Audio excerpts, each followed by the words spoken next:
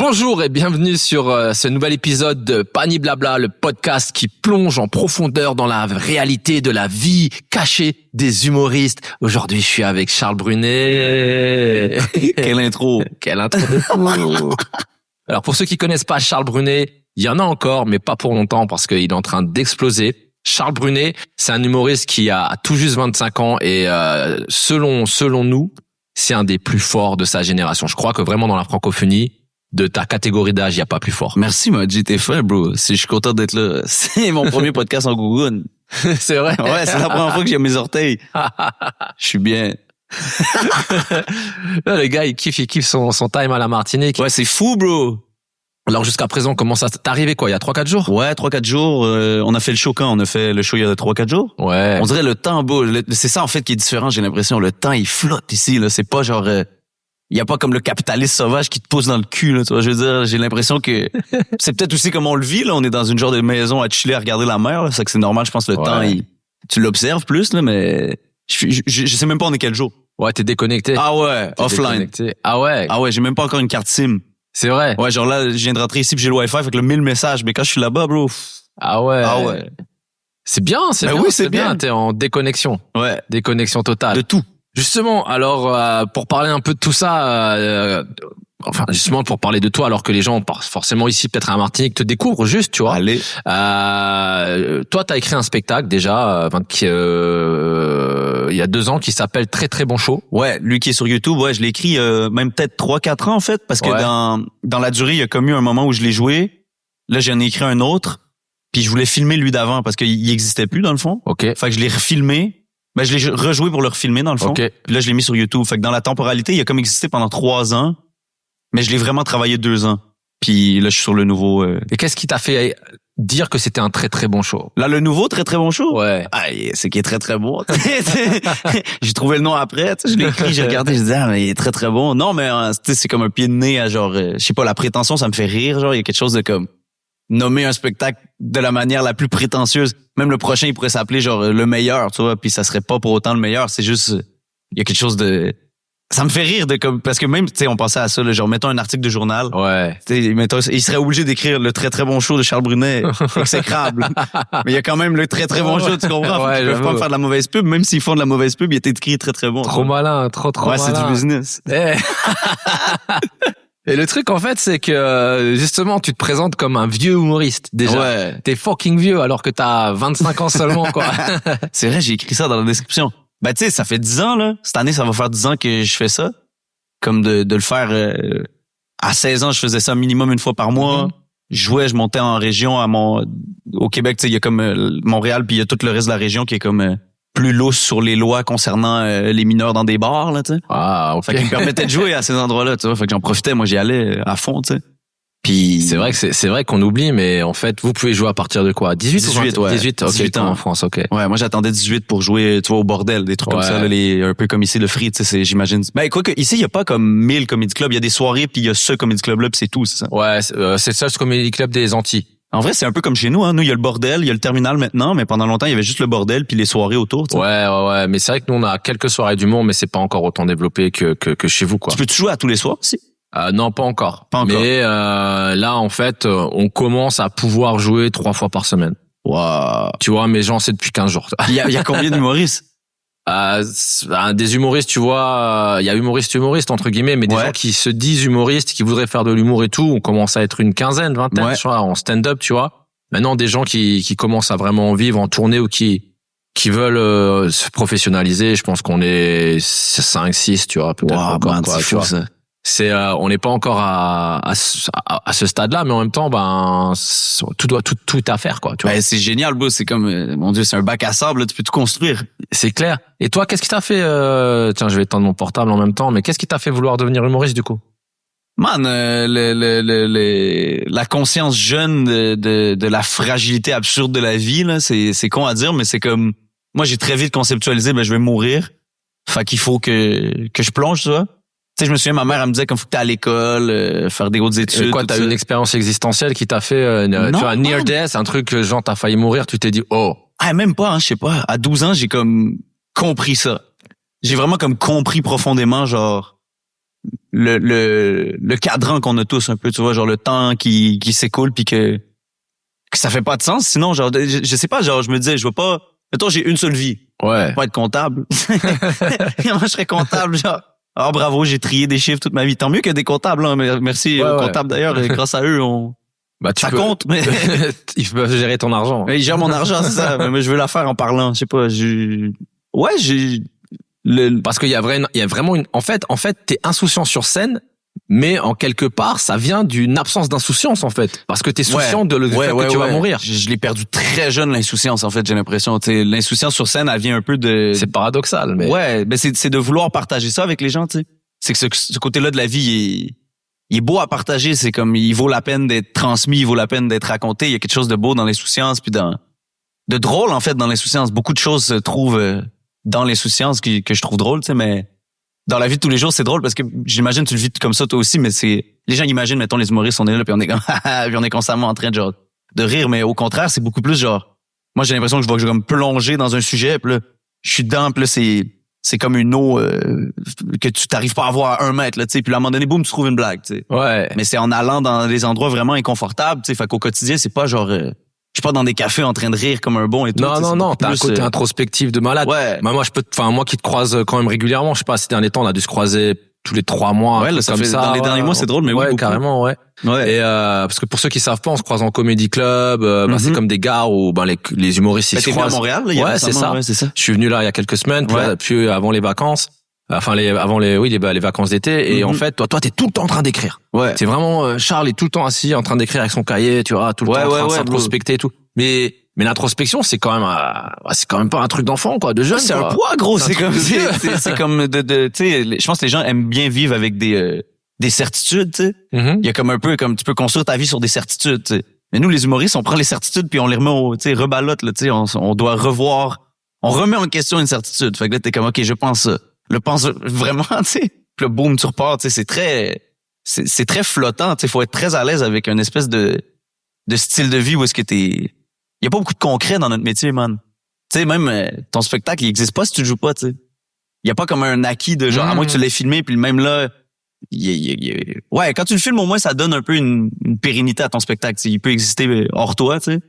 Mais en fait, moi, je suis impressionné par la réflexion que t'as sur ton travail, quoi, déjà. Mais c'est drôle, hein, c'est parce que jamais hors podcast, je le pense, tu sais. C'est vrai? Ouais, c'est tout le temps des podcasts. J'aime ça faire des podcasts parce que j'apprends qu'est-ce que je pense. Parce que dans la vie de tous les jours, je suis juste là, qu'est-ce qui est drôle avec ça, tu sais. Tu verbalises des trucs, Ouais. Mais justement, donc, du coup, qu'est-ce qui t'a donné envie, en fait, à part ça, tu vois, je veux dire, en tout cas, de devenir humoriste, à part le fait que tu sois insouciant? Est-ce qu'il y a une rencontre? Est-ce qu'il y a des trucs que t'as vu à la télé? Pourquoi t'es parti dans cette direction? T'as commencé par quoi? Les vidéos, d'ailleurs? Ouais, déjà, j'ai commencé par la scène. J'ai pas fait du web en premier, tu sais. Okay. Le web, c'est comme venu après, quand c'est devenu un peu comme une nécessité de publicité pour que les gens viennent voir mon spectacle, tu sais.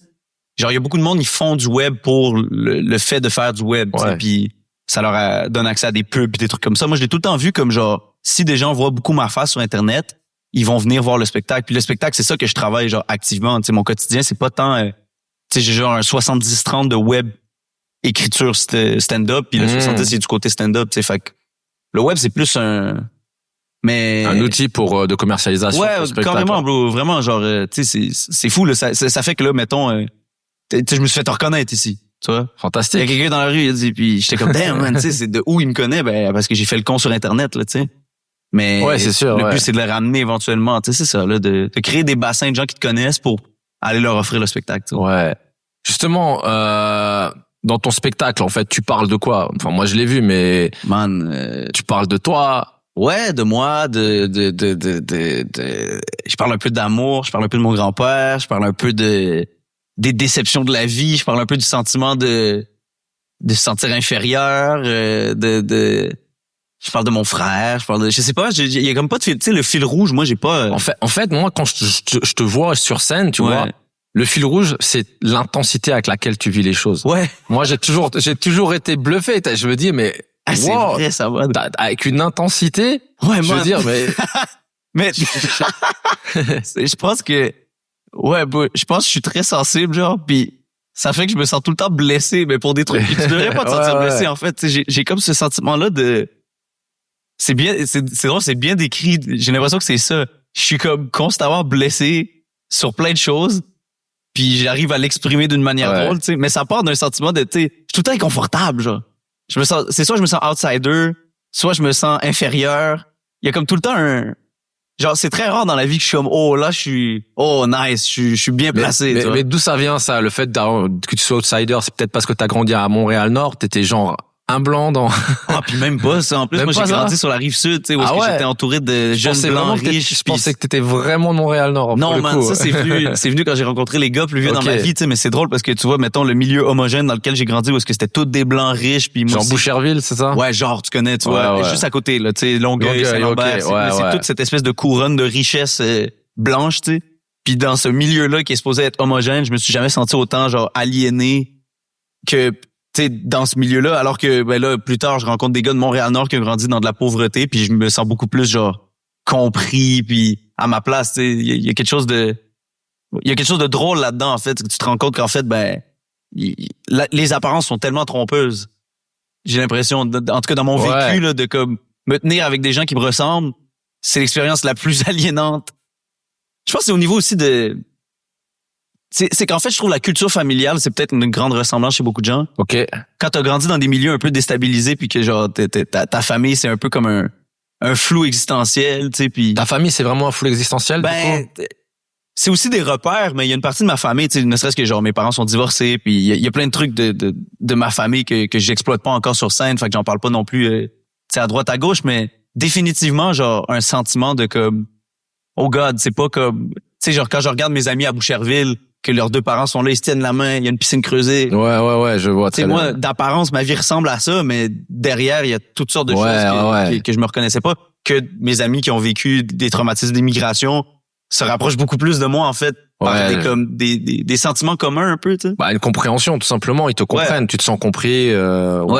Mais d'ailleurs, en parlant de famille, il y a ta sœur. Ouais, il y a ma sœur. Anne Brunet, je crois. Ariane, excuse-moi, Ariane Brunet. Ariane Brunet, Mademoiselle Brunet sur Instagram. Ok, tu peux, vous avez commencé ensemble, c'est quoi, en fait, le rationnel? Ouais, man, tu sais, comme quand j'ai commencé à faire du web, ma sœur, ça a toujours été genre, tu sais, ma Batman et Robin, tu sais. L'histoire dira qui est Batman, qui est Robin, parce que ma sœur est en train d'exploser, la vérité, tu sais, mais on a tout le temps eu cette relation complice de genre, tu sais, quand j'ai commencé le stand-up, elle m'aidait déjà avec les vidéos, tu sais. Fait que mes premiers TikTok, c'est elle qui me les filmait, tu sais, puis elle me donnait des blagues et tout. Elle a un cerveau comique de fou, ma sœur, tu sais, fait que on collabore toujours ensemble. Puis là, ben, récemment dans la vie, elle a commencé à, elle aussi, genre, prendre de la place dans les milieux québécois, puis de comme, tu sais, faire du web, elle aussi, tu sais. Puis maintenant, on est rendu où est-ce qu'on a comme un rapport de comme on co-crée, tu sais, c'est plus genre...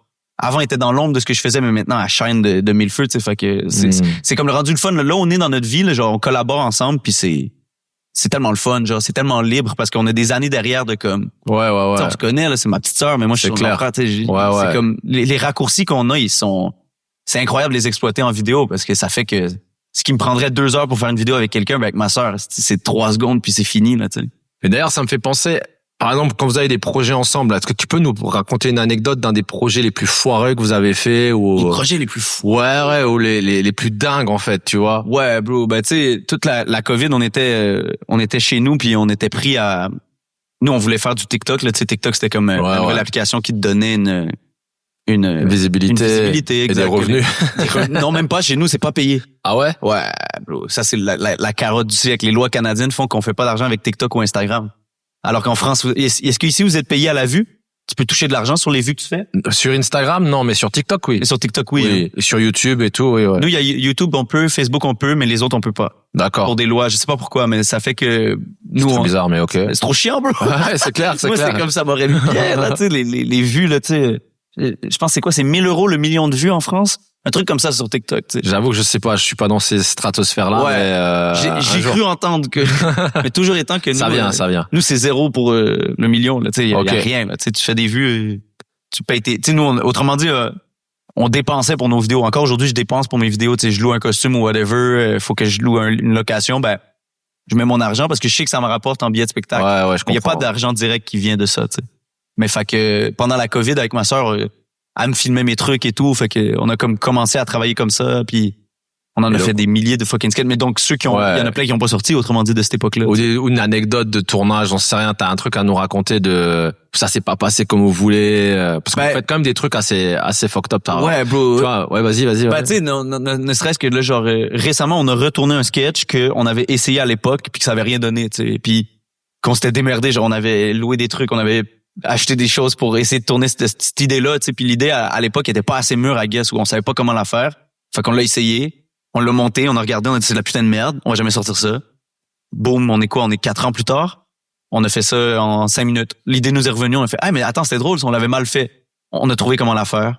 Okay. Fait que je trouve qu'il y a comme vous lâchez pas l'affaire, en fait. Ouais, oui, mais les idées, peut-être que tu le vis comme ça aussi, mais c'est comme il y a comme un cycle de fruits là, tu sais. Ouais. Oui, c'est essaie de l'accueillir, elle est pas mûre, tu sais, tu forces la branche, c'est de la merde, t'attends un peu, elle est bonne, t'attends trop, elle redevient de la merde, tu sais. C'est ça. Et d'ailleurs, ça me fait penser à un autre truc par rapport au fait que là, t'es en train d'exploser. T'es vraiment en train d'exploser. Non, mais c'est un truc de dingue. On te voit, on te voit de plus en plus. Plus, vous avez un super crew avec Fishnet et tout. Ouais, avec les gars. Ouais, avec les gars, la team Anas, Oussama. C'est le grand bonheur. Ouais. C'est d'être entouré, tu sais. C'est clair. C'est clair, hyper efficace et tout. Et en fait, justement, tu nous as dit, tu t'es fait reconnaître dans la rue et tout ici. Là. Ouais, j'étais surprise. C'est une fierté, ça.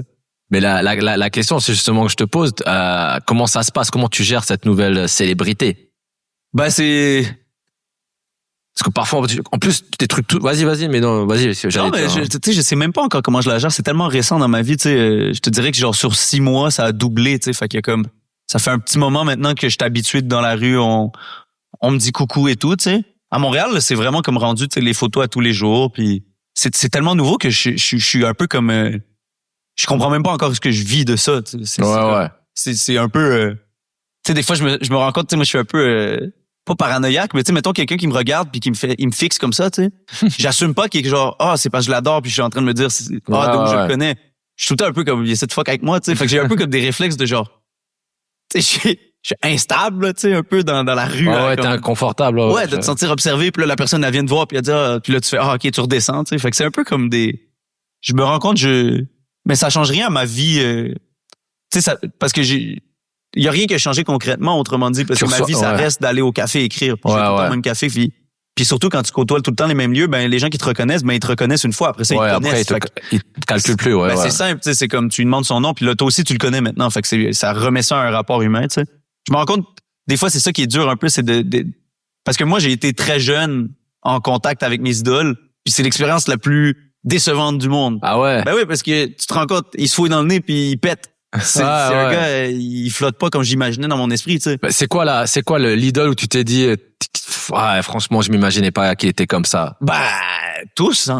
Ben oui, tous, parce que quand tu pars d'un point de vue où est-ce que t'idolâtres quelqu'un. T'en as une, par exemple, où tu t'es, vraiment, c'était quoi ton idole, number one? Moi, quand j'étais jeune, mettons, par exemple, j'aimais énormément Yannick de Martino, tu sais. OK. J'aime encore énormément Yannick de Martino. Il est pas si vieux que ça, en plus. Non, il est pas si vieux que ça. Il a peut-être 10 ans de plus que moi. Ouais, il a pas 40, je pense. Il a pas 40. Non. Tu sais, puis Yannick, tu sais, je l'idolâtrais tellement, tu sais, puis quand je l'ai rencontré, ben je me suis rendu compte, tu sais, c'est drôle parce que tout ce qu'il dit de qui il est, genre en entrevue ou whatever, c'est qui il est dans la vraie vie, tu sais, il dit moi je suis un gangster whatever, je suis un peu comme flottant dans la vie, tu sais, je l'ai rencontré, c'est un gangster flottant, tu sais, puis fait que tu te rends compte que c'est pas décevant qui il est, c'est décevant qui t'avais créé dans ton esprit. Je comprends. T'as comme créé quelqu'un qui existe pas, tu sais. Fait que of course tu vas être déçu, tu sais. Puis des fois je me rends compte les gens ils ont ce rapport là avec moi puis je suis obligé de les ramener à comme hey bro dedans. Est-ce que t'as déjà dépassé ton idole ou les gens qui idolâtraient certaines? Non, je pense pas. Ben tu sais c'est comme c'est quoi de dépasser, tu sais, je pense tellement pas en termes de genre t'es plus connu qu'eux, tu remplis plus de salles. Ouais, définitivement que certains, mais il y a tout le temps quelqu'un de plus gros puis à ce niveau-là, c'est comme pour moi le seul truc qui vaut quelque chose c'est l'œuvre que t'offres, tu sais. Puis c'est dur de comparer les œuvres parce que c'est comme on fait chacun quelque chose qui est propre à nous-mêmes, tu sais, il y a comme je pense pas qu'on compare les œuvres, on compare les remplissages, on compare les ben si niveau remplissage, oui, là c'est facile, tu sais de dire mais tu sais je fais pas un Olympia de Paris, il y en a 1000 qui font des Olympiades, pas 1000 mais il y en a beaucoup qui font des Olympiades de Paris à Paris, tu sais, je suis pas encore assez connu dans ce bassin-là, tu sais. Tu fais l'Olympia à Montréal si tu veux. Ouais. Mais ça m'a fait penser à un autre truc, tu vois, par exemple pour avancer je parle de tes relations, par exemple, t'es jeune. Alors, je sais jamais si t'es en couple, t'es pas en couple et tout, mais est-ce que t'es sollicité? Est-ce que le regard des femmes ont changé sur toi? T'étais quel type de gars avant? Tu vois ce que je veux dire? C'est drôle, là. C'est que ce qu'on écrit avec les gars, tu sais. Tes parcours au secondaire, t'as l'impression que tu deviens humoriste, les filles vont t'écrire genre, oh my god, on allait à l'école ensemble, on devrait aller prendre un verre, tu sais. Fuck all, bro. Genre, là, cette semaine, il y a une fille, elle m'écrit genre, oh my god, t'es devenu humoriste, on allait au secondaire ensemble, j'organise un souper spectacle le 8 mars, t'es comme, merde. Genre, tu deviens juste l'objet, ça change rien au rapport humain. Autrement dit, qui tu es, ça reste la même personne. Le regard peut changer, mais pas sur la vraie personne que t'es. Ça, les gens, ils auront tout le temps, si quelqu'un te connaît pour toi, il y a un regard sur toi qui est le vrai toi. Tu penses pas que ça va changer, qu'il te trouve tout d'un coup plus joli, plus sympa? Oui, mais ça me rend pas plus joli, peut-être ça me rend plus riche avec le temps, mais je reste le même gars, tu comprends? Plus intéressant. Moi, je trouve que ça te confronte plus à toi-même envers toi. C'est que tu peux te perdre dans l'illusion que les gens ont sur toi, tu sais. Tu peux te dire, les choses magnifiques que les gens disent de moi, c'est qui je suis. Mais ça, c'est un cul-de-sac, man. Si tu fais ça, tu perds tout, en fait, parce que tu perds la créativité. Tu sais, il y a rien dans cette avenue-là, tu sais. Moi, au contraire, que les gens, ils dénaturent leur regard sur moi puis que ça soit plus, ils voient plus la vraie personne, ça me force à moi creuser qui je suis, puis ça, c'est créatif, tu sais. Ouais. Mais je pense aussi le stand-up, ça aide justement parce que le stand-up, justement, comme tu le pratiques à l'américaine, c'est vraiment, tu viens et tu mets, entre guillemets, tes couilles sur la table. Vraiment ce qui tu es, toi. Les gens, ils te connaissent, ils te trouvent drôle, ils te donnent 2 minutes de grâce quand tu montes sur scène. Après 2 minutes, là, fais-moi des putains de blagues, là. Qu'est-ce que tu racontes, là? T'es pas drôle, là, tu sais. Si t'as pas cette discipline de samouraï, man, là, de fucking retourner et plier l'épée, là, puis let's go, tu sais. Si t'as pas ça, bro, tu te perds en 2 ans de célébrité, là. Y a rien dans cette expérience-là. C'est vide. C'est l'effet secondaire d'une quête très personnelle, tu sais. Mais si tu n'as pas cette quête-là puis tu la perds parce que tu te perds dans les illusions, ben, tu perds tout, en fait, tu sais. Puis moi, je suis trop terrifié pour, tu sais, c'est sûr, j'en profite des fois, genre il y a un peu de quelque chose de comme ça facilite les rencontres, par exemple. Tu sais, comme je suis à l'étranger, je croise un Québécois. J'étais en Islande récemment, je croise des jeunes Québécois.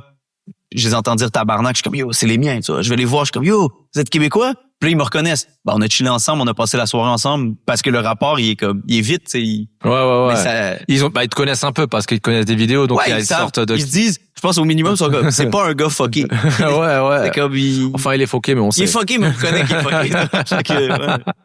Je vois ce que tu veux dire. Il y a des petits avantages, quand même. Ouais. Mais, justement, l'autre question qui me vient à l'esprit, tu vois, c'est cette idée tu parles de processus ce processus créatif. Ouais. Là, t'es sur ton deuxième spectacle. Le deuxième est écrit. Ouais. Là, je suis en train d'écrire le troisième. Le troisième. Ouais. Et est-ce que tu trouves que c'est de plus en plus dur ou de plus en plus facile d'écrire des spectacles? Parce que souvent, ce qu'on dit, tu vois, c'est le premier, tu mets tout. Et après, comme il n'y a pas forcément cette quête dont tu parles, le deuxième, c'est chaud. Mais c'est drôle, là, parce que c'est comme, ça devient plus facile parce que t'as beaucoup plus d'acquis puis t'as comme des points de référence, mais c'est comme si chaque match, tu devais mettre un but de plus. Fait que, oui. C'est facile de remettre 2 buts parce que tu sais maintenant comment. Mais là, le troisième, t'es un peu comme, putain, comment je vais aller chercher le tour de chapeau, tu sais. Fait que c'est que tes attentes envers toi-même montent, puis ça, c'est difficile parce que tu te dis, je peux pas être juste aussi bon qu'avant, tu sais. Mais, techniquement, tu deviens meilleur, fait que ça se facilite d'une certaine manière. Mais le truc, c'est que tes spectacles sont quand même assez rapprochés. Ouais. Tu vois ce que je veux dire? Et en fait, souvent, tu peux faire, parce que c'est vrai que quand t'as évolué entre 2 spectacles, il s'est passé du temps, tu t'es peut-être marié, il t'est peut-être arrivé des trucs, donc ça va te nourrir. Mais toi, en fait, ça va très, très, très, très vite. Ouais. Est-ce que t'as le temps d'arriver comment tu fais pour te renouveler, te nourrir encore et tout? Je trouve que la vie est bien faite parce que t'as même pas besoin de les chercher, ils te viennent, là, les malheurs puis un peu les péripéties, tu sais, si t'es à l'affût puis, tu sais, je trouve que, ouais, bro, la vie, c'est une source intarissable de problèmes, bro. Là, tu sais, il y a tout le temps quelque chose, genre, même si ta vie, elle a pas comme pris une tournure énorme, juste de creuser des trucs que t'as pas creusé comme, tu sais, ces temps-ci, je creuse beaucoup comme mes rapports humains, là, genre, j'essaie de comprendre pourquoi j'agis de certaines manières. Puis j'ai jamais exploité ça avant dans des spectacles, tu sais, je sais pas, genre, c'est que si tu creuses, il y a tout le temps de la terre, tu vois, je veux dire, il y aura tout le temps quelque chose où creuser, tu sais, fait que après, c'est sûr que les grands, tu sais, que je pense à Louis C.K. par exemple, que genre quand il s'est divorcé, ça a été comme le fait que ses enfants naissent, puis le divorce ça a comme créé tellement de stock puis tout, mais je pense que il y avait pas nécessairement besoin de ça, tu sais. Je pense que c'est devenu sa muse, mais il y en a 1000 des muses. Tu sais, mon grand-père, je parle de lui dans tous mes spectacles à date. Tu sais. Je pense qu'un jour, tu sais, Je parlerai du deuil de mon grand-père, tu sais, même lui me le dit, là, tu sais, gros, je suis vieux. Attache-toi pas, là, tu sais, mais ça va arriver, ça, tu sais, je veux dire. Ouais. Quand tu regardes la vie, là, bro, déjà, tout le monde que t'aimes va crever. Fait que, bro, t'as 2-3 bits là-dedans, là, tu comprends, 2-3 jokes à écrire là-dessus, tu sais. Et il y a des trucs, par exemple, où là, tu dis non, là, j'y vais pas, ou je le sens pas. Des zones que tu dis, bon, allez, hop, non. Moi, je pense, quand j'ai un feeling de je devrais pas aller là, j'essaie d'y aller. C'est vrai. Ouais. Je trouve que souvent, il y a du drôle, là, parce que ça fait que, en fait, c'est que c'est comme de se dire, ben, personne n'a été là vu que les gens veulent pas aller là. Ah, ben, probablement qu'il y a pas de, tu sais, des fois, t'écris, là, pis t'as l'impression, ah, ben, peut-être que quelqu'un a déjà cette blague-là, peut-être que cet angle-là existe déjà, est-ce que quelqu'un l'a déjà fait, tu sais. Tandis que ces zones-là, ben, vu qu'ils sont peu exploitées, ben, t'es presque sûr d'aller trouver, Par exemple, quoi? Qu'est-ce qui te dirait quels sont les angles qui sont pas assez exploités en ce moment, là? Tous les trucs que c'est comme les gens ont peur de parler, tu sais. La transidentité, je pense que c'est beaucoup des trucs que les gens, c'est comme c'est touché d'aller en parler, puis les gens ont peur, tu sais.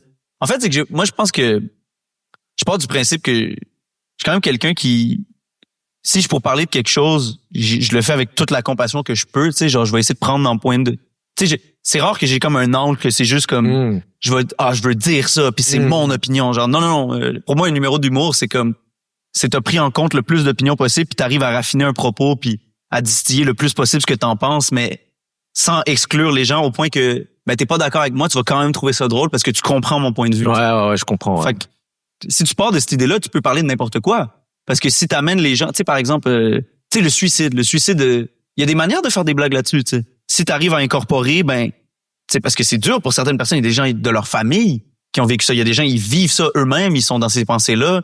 Fait que pour essayer de parler de quelque chose, faut quand même que tu incorpores, ben, tu veux pas trigger juste quelqu'un de manière frontale.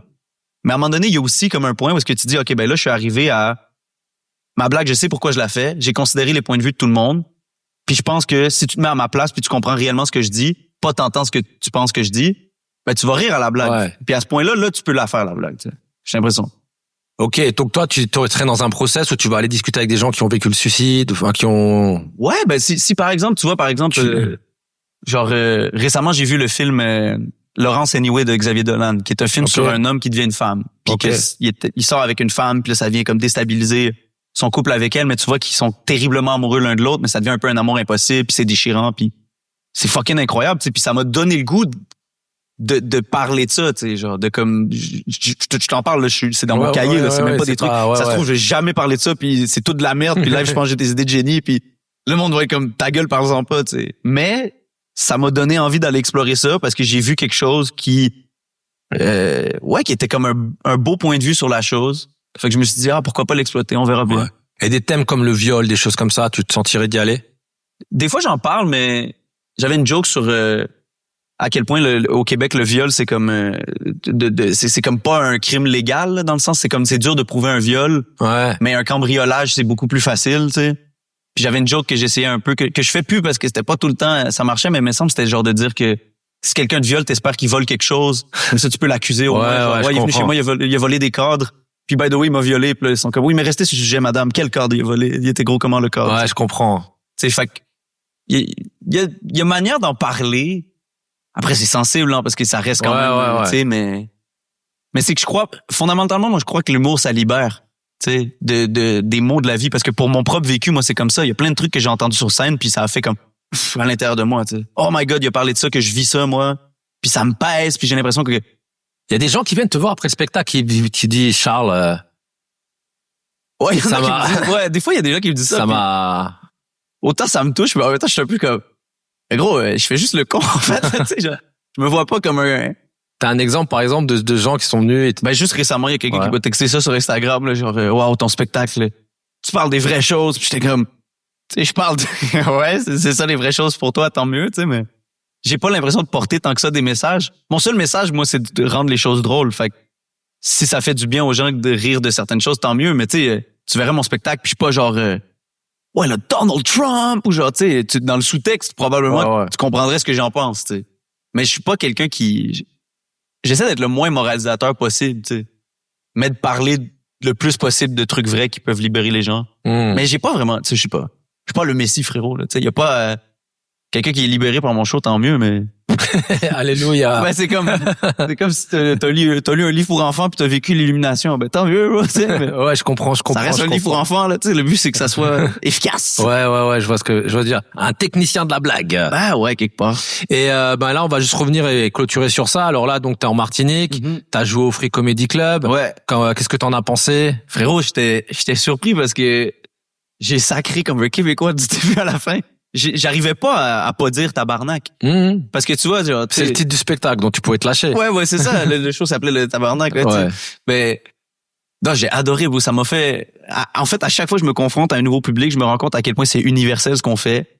Puis les idées sont universelles. Puis surtout si tu cherches à l'être, ce qui est moi quelque chose que j'essaie de conscientiser, tu sais, le plus possible de parler de, comme je te dis là, d'intégrer tous les points de vue. Fait que ça, à l'échelle mondiale aussi, il y a quelque chose de vrai là-dedans, tu sais, de comme, quelqu'un qui vient d'ailleurs, il va-tu trouver ça drôle quand même? Puis ouais, man, genre je parlais de mon petit frère, je parlais d'habiter dans un building à Montréal, tu sais, puis les gens ils comprennent parce que si tu leur donnes les clés de ben pourquoi je pense ça, c'est à cause de ça, ben ils peuvent se projeter, les gens sont ouais, je comprends. On a toute la même capacité à se mettre à la place de l'autre, tu sais. Sinon ça serait horrible la vie là, on vivrait toutes nous-mêmes notre propre vie. Ouais, bah, il y a une certaine universalité, on a une particularité, mais on vit un peu tous les mêmes vies, on doit manger, on doit dormir. Chier. Ouais. Toi, chier. J'ai tout là-dessus chier. Il y a quoi de plus simple que ça?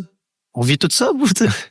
Et, d'ailleurs, le retour que j'ai, c'est justement que tout le monde te comprenait pas forcément à 100%. Ben oui, c'est ça. Mais t'avais un tel pouvoir comique, une telle énergie, que, en fait, les gens, tu les embarquais, quoi. Mais tu vois, c'est drôle parce que, autant les gens ici me comprennent pas, mais au Québec, comment je parle, c'est hyper clivant. Parce que je parle comme un jeune Montréalais qui traîne avec des Arabes puis des Haïtiens, fait que plein d'expressions qui viennent de là. Puis je m'adapte jamais, bro. Genre, les gens, toute ma vie, on me dit adapte-toi. Je le fais jamais, tu sais. Fait que, ce qui fait que à Montréal, là, à partir de 40 ans, tu sais, je dis beaucoup bro. Juste récemment, j'ai fait ma première médiatique à Montréal. Un des titres des articles, c'était avec Charles Brunet, c'est crazy, bro. Tu sais. C'est comme, pour eux, c'est genre une citation full drôle parce qu'ils sont comme, oh, ils parlent comme ça, genre c'est tellement excentrique, ils parlent pas comme nous, tu sais, mon Dieu, tu sais. Mais moi, tu sais, le sentiment que je te disais au début, d'outsider, je me suis toujours senti comme ça. Fait qu'à un moment donné, j'ai fait que fuck it, I go with it, là, tu sais. Partout où je vais, il y a des mots que je dis que les gens comprennent pas. Mais si je t'ai donné assez de clés dans la phrase, tu vas comprendre la blague. Ouais. Fait qu'au pire, il y a un mot, tu sais, je veux dire, j'écoute de la musique en espagnol. Je parle pas espagnol. Je catch le vibe, là, tu sais. C'est que le vibe est prédominant dans tout, tu sais. Si tu réussis à connecter avec le vibe de quelque chose, t'as pas vraiment besoin de comprendre, tu sais. Je pense en humour, c'est vrai aussi, là. Le rhythm.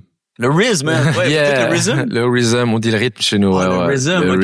Le rythme de la Je pensais que tu parlais de Riz, R-I-Z-Z, c'est comme un truc de... Non. C'est la drague, nous, on dit Riz. Ok. C'est comme le Riz. Je pensais que tu disais que j'ai du Riz sur scène. Damn. Eh ben, écoute, en tout cas, merci pour tout. Au plaisir, Merci pour ton retour d'expression. Merci à toi, pour nous accueillir, puis tout. C'est vraiment génial. Bah, écoute, franchement, c'était un vrai plaisir de t'avoir. De toute façon, on se voit et on se reverra encore, je pense très très bientôt. Faut pas nous oublier. Hein. Ben non, t'inquiète, man. De toute façon, tu viens toujours chez nous, bro. T'es toujours la bienvenue, man. Eh ben écoute, ça roule. Allez, ça te check. Merci et je vous dis à très bientôt pour un nouvel épisode. Bye.